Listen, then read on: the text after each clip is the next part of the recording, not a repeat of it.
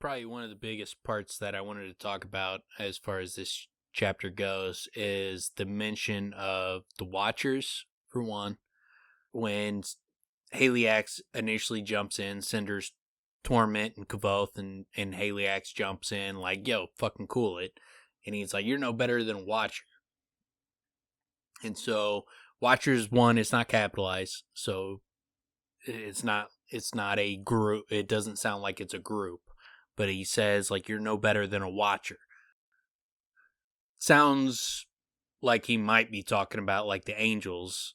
Like, of all the groups that I've heard in the book, the only one that sounds like Watchers is the Angels. I mean, that's almost exactly the Scarpy's second story when he talks about Aleph offered offered Celatos and Telu and all these groups, they could become angels.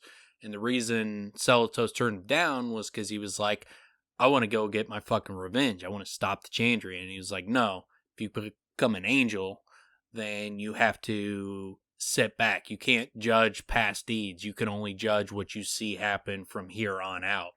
And so that sounds like a watcher, like someone who is sitting on the sidelines and watching and judging.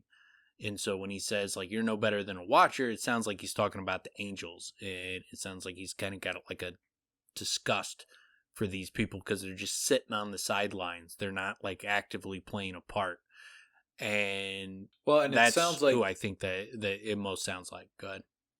Well, it sounds like that could also be who gets involved here, who prevents Cinder. Like, obviously, Cinder could be also have antagonism towards them because they're stopping his show, right? Yeah. It seems like that would be who gets in the way. At least that's what I'm kind of connecting there. Unless there's another different version of Watchers. We haven't heard of anything other than angels.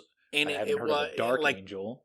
And it would make sense too if it is the angels that showed up, because one, they just committed a horrific deed, so the angels would be showing up to judge, but they're able to kind of just like fucking skirt out of the situation, get the fuck away. And if the angels are just kind of judging things as they go about, and they're not hunting down criminals like the Amir, who seem to be on a mission to stop the Chandrian. Like, it doesn't seem like seems like nothing's stopping the Amir. They're always on fucking mission. They have one single mission, and it is to stop the Chandrian, to get to fucking end them. Whereas the angels seem to just kind of have a more, we're going to judge things as they happen. So, if you're like a Cinder type of character, it would make sense that you would look at these guys like they're a fucking annoyance. Like, they always fucking show up when we do our shit, and we got to fucking run away from them, but they're not hunting us down. Yeah, that's what's interesting, though. I wonder what power they wield then. If they show up, what happens?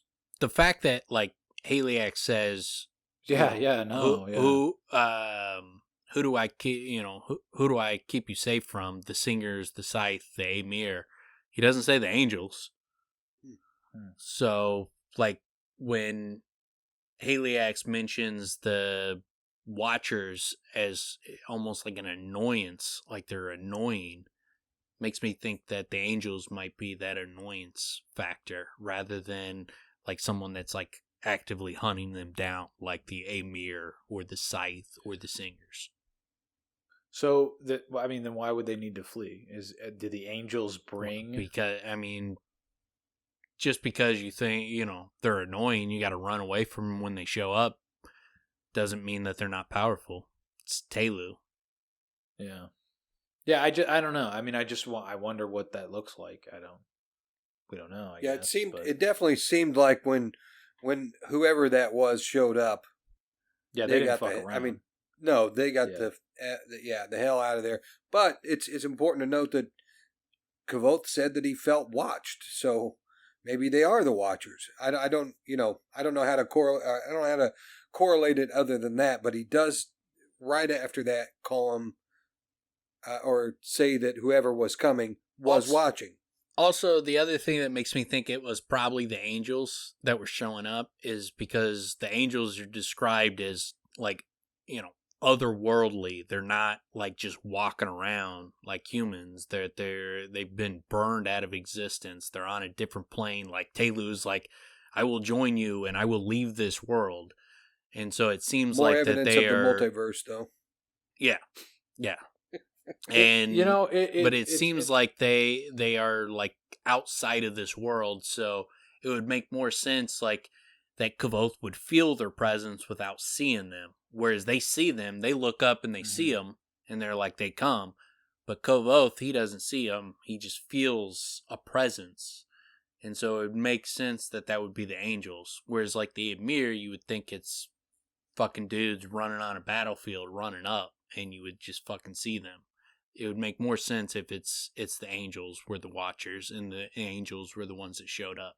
That would make more sense to make the story consistently fit better.